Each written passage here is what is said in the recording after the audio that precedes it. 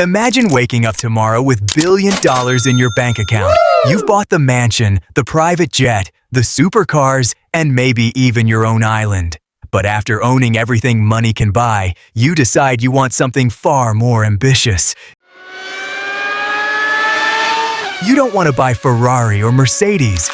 You want to build your own Formula One team from scratch. A team that will compete against some of the greatest names in motorsport. It sounds like the ultimate billionaire dream, but before your car ever reaches the starting grid, you'll need hundreds of millions of dollars, hundreds of employees, years of preparation, and approval from Formula One itself. So, what would it actually take to build your own Formula One team? Let's find out. Most people assume that the hardest part of building a Formula One team is designing the car. But surprisingly, that's not where the journey begins.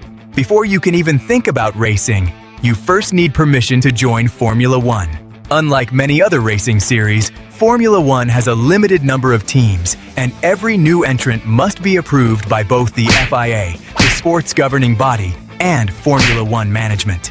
They need to be convinced that your team has enough financial resources to survive for years, the technical expertise to compete at the highest level, and a long-term business plan that benefits the sport instead of weakening it. Even after earning approval, you'll still face a massive entry fee designed to compensate the existing teams for sharing future prize money.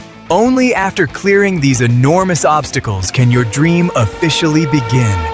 A Formula One team isn't just a racing team. It's a massive technology company built around making a car go faster than everyone else's. The first thing you'll need is a headquarters. Not just an office, but a huge facility filled with engineering departments, manufacturing workshops, design studios, simulation centers, race control rooms, and quality testing laboratories. This becomes the heart of your entire operation. Inside, hundreds of specialists work together every single day. Aerodynamicists shape airflow around the car. Mechanical engineers design suspension systems. Software engineers develop programs to analyze millions of data points. Mechanics build and rebuild the cars. Strategists plan every race. And data analysts study every lap to find tiny improvements. Beyond the technical staff, you'll also need marketing teams to attract sponsors, lawyers to negotiate contracts, finance experts to manage budgets, and logistics crews capable of transporting your entire operation around the world. Hiring all of these people isn't easy because many of the best engineers already work for successful teams. Oh no! Convincing them to leave established organizations means offering more than a good salary. You need a vision they truly believe in. With your team finally assembled, it's time to build the car. A Formula One car isn't just another race car. It's one of the most advanced machines ever created. Woo! Every single surface has been carefully designed to control airflow, creating massive amounts of downforce while reducing drag on the straights.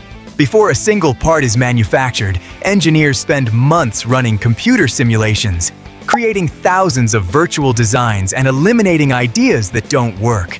The most promising concepts are then tested inside wind tunnels, where engineers study how air flows around every curve and every wing. Even changing the angle of a component by just a few millimeters can affect lap time. Whoa! Once the design is finalized, thousands of lightweight carbon fiber parts are manufactured, assembled, tested, and constantly improved. The work never truly stops because Formula One teams continue developing new upgrades throughout the season. In a sport this competitive, finding just 1/10 of a second per lap can mean the difference between fighting for victories and finishing at the back of the grid. Of course, even the most advanced Formula One car is useless without an engine. While building your own power unit might sound impressive, it's also one of the most expensive engineering projects in motorsport, costing billions of dollars and taking years to develop.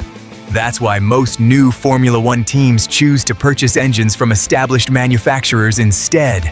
But buying an engine is only the beginning. Once you've selected a supplier, your engineers have to design the rest of the car around that power unit. Cooling systems, electronics, gearbox integration, weight distribution, and even the aerodynamics are all affected by the engine you choose. A single poor decision during this stage can reduce performance, hurt reliability, or make the car much harder for the drivers to handle. It's one of the most important technical decisions your team will ever make. Now your Formula One car is almost ready, but it's still missing the two people who will ultimately bring it to life: your drivers. Most fans think drivers are simply responsible for driving as fast as possible, but they're actually some of the most valuable engineers on the team. After every practice session, they spend hours with engineers describing exactly how the car behaves, explaining where it understeers, where it lacks grip, and how it reacts under braking or acceleration. That feedback helps engineers improve the car throughout the season. Choosing your drivers, therefore, isn't just about finding the fastest racers. Experienced veterans can guide a brand new team through its early years, helping avoid costly mistakes, while younger drivers may offer incredible speed and long-term potential. The challenge is convincing talented drivers to join a team that has never competed before, especially when many of the biggest stars are already committed to established organizations. You'll need to persuade them that your vision is worth taking a chance on. By now, you've already spent hundreds of millions of dollars, and you haven't even started your first race. So how does a Formula One team actually make money? While prize money plays an important role, it's only one piece of the business. Sponsorships are often the biggest source of revenue, with global companies paying millions of dollars to place their logos on Formula One cars because of the sport's enormous worldwide audience. Teams also generate income through commercial partnerships, merchandise sales, licensing agreements, hospitality experiences during race weekends, factory tours, technical partnerships, and investments from owners or shareholders. The better your team performs on track, the more exposure your sponsors receive, making your organization even more attractive to future partners. That creates a cycle where success brings in more money funds, better car development, and better cars create even greater success. After years of planning, hiring, designing, building, and testing, race day finally arrives. Your garage is fully assembled. Mechanics complete their final inspections while engineers monitor thousands of live data points. Your drivers climb into the cockpit, the engines roar to life, and the cars head onto the circuit for the formation lap. Then comes the moment every Formula One fan knows. 5 red lights appear above the starting grid.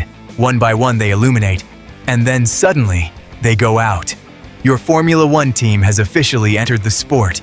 Maybe you don't win, maybe you don't even score points, but simply taking the checkered flag proves you've achieved something that very few people in history ever have. You built a Formula One team from absolutely nothing.